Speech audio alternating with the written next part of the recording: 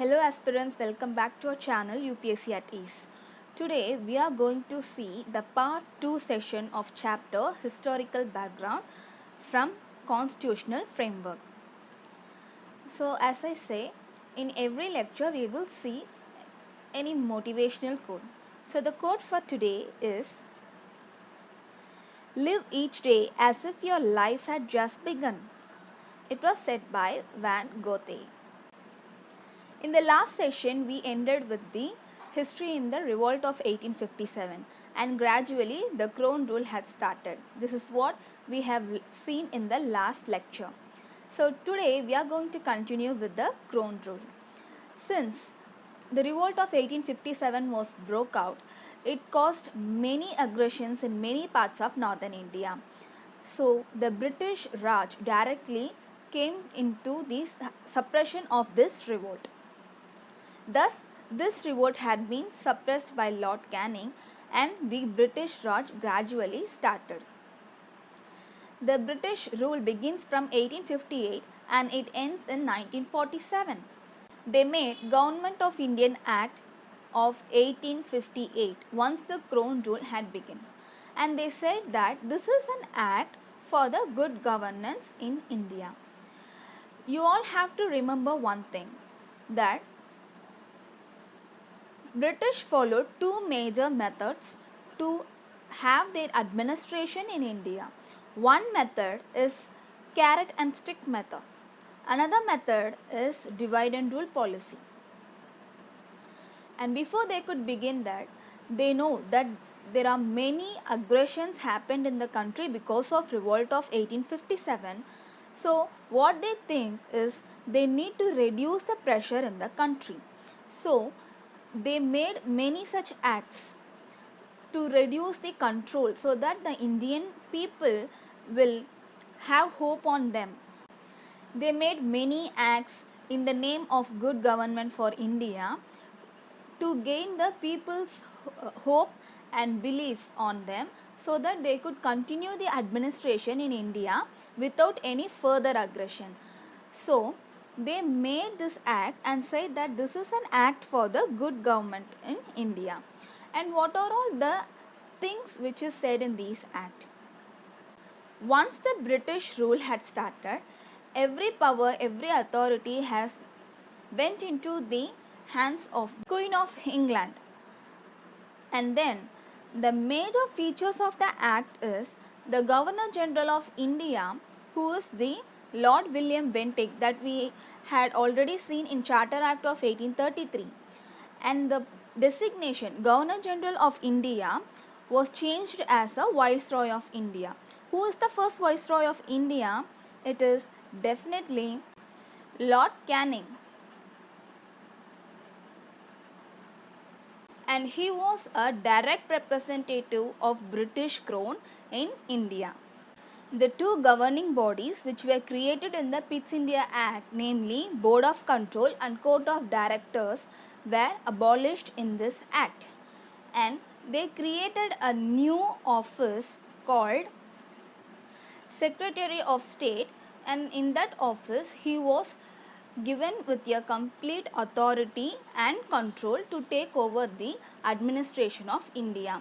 So the two governing bodies of Board of Control and Court of Directors has been abolished, and a new body of Secretary of State was created to look after the administration of India, and it is completely responsible to the British Parliament. They also created an advisory body for the Secretary of State, and this advisory body consists of 15 members. The Secretary of State was made as a chairman for this council. It also stated that the Council of State can be capable of suing or being sued in India and as well as in England. So these are the features of 1858 Act. This act made an improvement in an administrative process. It vested every control on these administrations in the England, and it doesn't changes any system that was already prevailing in India. The next act which British government made is Indian Council Acts 1861, 1892 and 1909. This act is very important because from these council acts the British people included Indians in the administrative processes. They believed that any aggression may happen in near future like the revolt of 1857 if there is no inclusion of Indians in the administrative system. So they thought the cooperation of Indians, the accommodation of Indians into the administrative system is necessary to avoid any future aggressions and also to gain the support from the Indian people. Through these provisions, they say that the Indians are going to administer their country. So far, all these acts or starter acts have been made for the administrative system, but from this Indian Council Act, it is like an introduction or it is like a landmark for the constitutional and political system. So first, we are going to see the Council Act of 1861. The first thing they wanted to make is the inclusion of Indians. So they wanted to represent Indians in the lawmaking processes. So this target was given to the Viceroy of India, and it was said that the Viceroy should nominate Indians but only as a non-official members. Non-official members are not going to have any powers in the system. Of course, the official members are provided with more power since they know that they wanted to appoint Indians only as a non-official members. On basis of this order, the Viceroy in the year of 1862 nominated 3 members, 3 Indians to the Legislative Council. And the 3 members are Raja of Benares,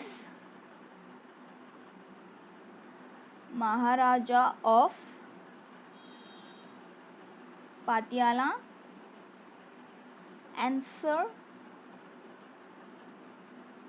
Dinkar Rao.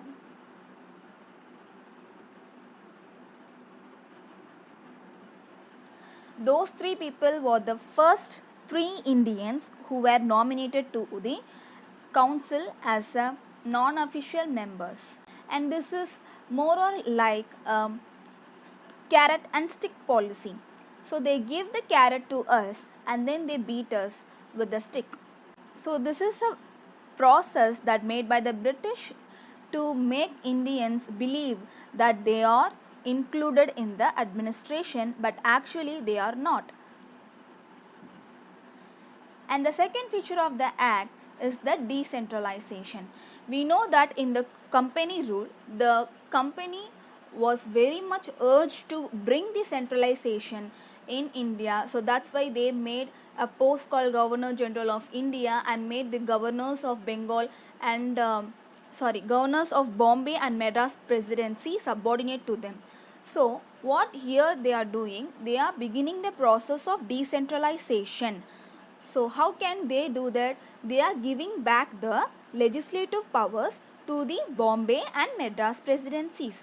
Okay, and this gradually brings the autonomy in the provinces in 1937. And the third one is bringing new legislative councils. It also established new councils in the Bengal, Northwest Frontier Province and Punjab in the year of 1862. It is the year where Bengal was established with Legislative Council, and 1866 where Northwest Frontier Province established the council, and 1897 the Punjab was provided with legislative councils. Another major important feature of this act is giving more powers to the viceroys. The viceroy is someone who is in top of the administration system. So the viceroy was provided with more power to make orders, to make rules regarding the transactions of the businesses in the council. So it is him who introduced a portfolio system. portfolio system is a system which contains many departments, and we have the council of members. So for each and every member of the council was provided with a portfolio. A portfolio is something, a department which was given to a member. So every member in the council was provided with one or more departments to them. Say for example, a member may be provided with a agriculture department, and another member may be provided with a finance department, revenue department, likewise. So far the council of members acted grouply and they gave suggestions to the Secretary of State. But now the members were provided with the portfolios and they act according to their respective portfolios. So this increases the efficiency in the administration. So the Lord Canning is the one who introduced the portfolio system in the year of 1859. So according to that, every member take the decisions for their own department and they give the final orders for that particular department. The last point, but the most important point, is a special power for the viceroy. A viceroy was provided with a power to issue an ordinance. So, when he can issue these ordinances? A viceroy can issue an ordinance during an emergency to without having any concurrence with the legislative council. It is a supreme power for the viceroy because it is a time in the 1861, it is the time where aggression may take place, a revolt may occur. So those kinds of things were considered as an emergency during 1861. So if that kind of emergency have arisen in any time, any point of time, so then the viceroy had all the power to issue the ordinance without having any concurrence with the legislative council. And that ordinance, that life of that particular order, it lasts for about 6 months. So this was an extreme power which was given to the viceroy. We can compare these powers with the President of India today. For the sake of understanding, I will give you an example. The viceroy here may be compared with the President of India. We also have emergencies. We classify the emergencies as 3 types for the today world. So the 3 types of emergency that we face is national emergency, state emergency, and financial emergency. So the president can make an ordinance like such which we are learning now in this chapter. So he can make an emergency like that if any of those 3 emergency occur in the country. So likewise, the viceroy has a power to issue ordinances if any emergency occur. And the next Council of Act is Indian Council Act 1892. So in the previous Council Act, they brought about the gradual inclusion of Indians as a non-official members, and in this act they are going to expand those numbers. So what they are doing is they are increasing the number of non-official members for both center and as well as the provincial legislative councils. But they are very much wisely decided that the official majority should be with them. So they never gave official majority for the Indians, especially in the center. Since the number of legislative council members was increased, so the functions of them was also increased. It gave the power for them to discuss about the budget. Of course, in the last Council Act we saw that every member has been provided with a portfolio. So to manage the portfolio, of course they need some budget. So they gave the power for the members to discuss about the budget, and also they began to address the questions to the executives. So executives are those who carry out the functions to carry out the orders that was given by the legislatures. So how these executives began to came in the system? We have already learned that the Macaulay Committee has been made to introduce the open competitive systems competitive examinations like Indian Civil Services. And who are they? They are the executives. So gradually the executives also came into the system. They began to nominate more and more members in the Central Legislative Council and as well as the Provincial Legislative Council. So in the center they are going to be nominated by the Viceroy on the recommendations of Provincial Legislative Councils and also from the Bengal Chamber of Commerce. And in case of Provincial Legislative Council, they are to be nominated by governors on the recommendations of certain departments like municipalities, universities, district boards, Zamindars chambers like that and all. Okay. This act actually made indirect provisions for the filling up the non-official members. So there is nothing like a word election which is used in this act, but they used to mention it as a nomination. So there is nothing like an election, but it is like a nomination. They said nomination of members. Okay. The next